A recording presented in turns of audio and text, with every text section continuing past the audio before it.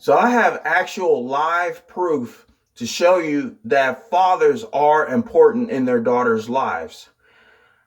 I did an interview with a woman who stated how important her father was in her life, and she mentioned specific details that actually prove that fathers are a very profound influence on the types of men that they associate themselves with and they date and possibly marry and procreate with.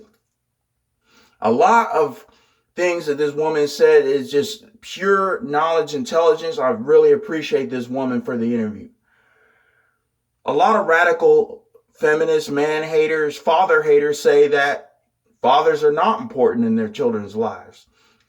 They say that girls don't need their fathers, they only need their mother. They say that girls are strong, they can make it on their own without their father. But then when you look at society, you have so many girls that are knocked up at age 14. At age 19, they have 3 kids by Pookie and Ray Ray. Now, see, if Papa Bear was around, and if Papa Bear, as long as he's not Pookie and Ray Ray, if he's a good father, he's gonna keep Pookie and Ray Ray away.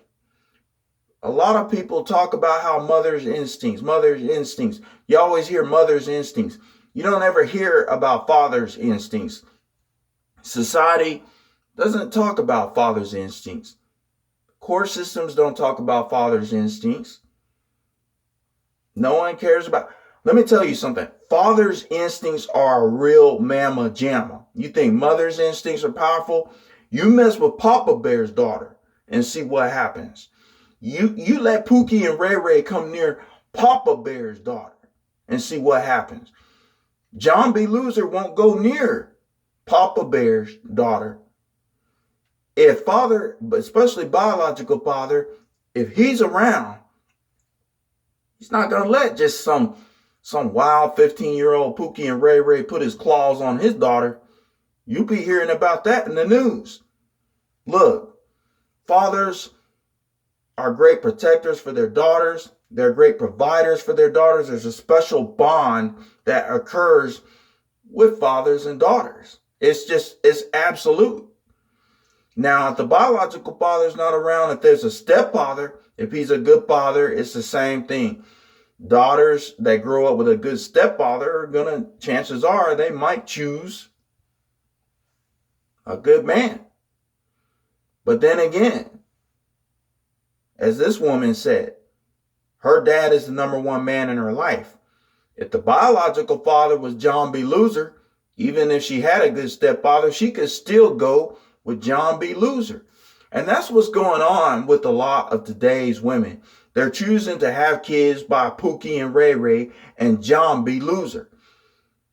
Then when Pookie and Ray Ray's dried up and went limp and came and gone to prison, she's stuck raising the kids on her own. And the kids, they're going to grow up to be just like Pookie and Ray Ray. The single mother has different men in her life coming, 2 or 3 different men coming over every night of the week. And the daughter sees that. When she grows up, she's going to have a kid by Pookie and Ray Ray, be a single mother. Pookie and Ray Ray's locked up, came and gone and dried up and went limp. And she's got different men coming over to her place, to her Section 8 apartment every night. Every night of the week. The daughter's going to grow up just like that single mother. Daughters are influenced by the types of men that their mothers bring around them. That is, if they don't have a father or a stepfather and there's Pookies and Ray Rays running everywhere and John B. Losers, they're going to go for those type of men.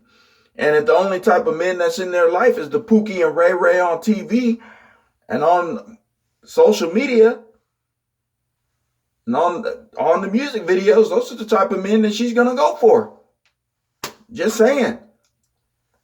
Fathers set the male role model for girls to pattern their lives after. That's something that radical feminist, man hater, father haters don't tell you. They don't talk about this. Fathers are very crucial, important. During adolescence, they protect their daughters from the Pookies and Ray Rays. Daughters pattern their lives after, and their dating lives and their marriage lives or their procreation lives after the type of men that they grew up seeing. So I'm going to go ahead and show you the video. This video is proof that daughters pattern their lives after the men, the male role models that they have. They pattern their dating lives, their romance lives after the male role models that they have growing up. I appreciate this woman for her input. Thank you for watching. So what do you expect out of a man besides African DNA do you have in you? I have 50%. Your African DNA do you have in you? I have 50%. You're 50%. So you want a man that's more African? Yeah, because I want to date someone that's kind of mirrors my dad. Because my dad is the number one guy in my life. So if you can't fit my dad's picture, almost the picture, and my dad doesn't accept you, then I don't. African DNA do you have in you? I have 50%. You're 50%. So you want a man that's more African?